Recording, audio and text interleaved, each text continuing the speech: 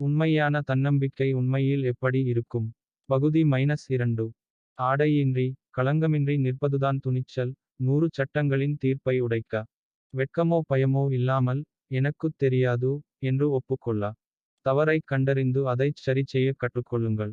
உண்மையான தன்னம்பிக்கை என்பது சுயத்தை மீண்டும் பெறுவதாகும், வாங்கி அலமாரியில் வைத்த ஒன்று அல்ல. நீ போதும் என்ற அமைதியான விழிப்புணர்வுதான். ஒரு புனிதமான, நிபந்தனையற்ற, சக்தி வாய்ந்த பொருள். உலகம் முழுவதும் அறிய வேண்டும் என்ற புகழுக்கான ஆசை. அமைதியான, புனிதமான சுதந்திரத்திற்கு கரைக்கிறது. அது ஒரு ஆழமான நீரோடையின் மென்மையான ஓட்டம். இன்னும் தெரிந்து வைத்திருப்பதை நீங்கள் நிரூபிக்க வேண்டியதில்லை.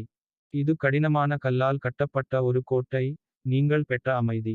இப்போது நீங்கள் தனியாக இருக்கிறீர்கள். தனிமையில் அல்ல, ஆனால் உங்கள் இதயத்தில் நிறைவேறியது. ஒரு புதிய முழுமையை உருவாக்கும் ஒரு தனி நதி. அது நீயே உனக்குக் கொடுக்கும் அங்கீகாரம், அலமாரியில் உள்ள நிச்சயமற்ற தன்மையின் முகமூடியை அகற்ற. போர் முடிந்த இடத்தின் முடிவு, ஒவ்வொரு பந்தயமும் தோற்று வெற்றி பெறுகிறது. போட்டியிட வேண்டியதன் முடிவு இது, நீங்கள் முழுமையாய் இருப்பதை அறிவதே உண்மையான நம்பிக்கை. உண்மையான தன்னம்பிக்கை உண்மையில் எப்படி இருக்கும்? முடிவு.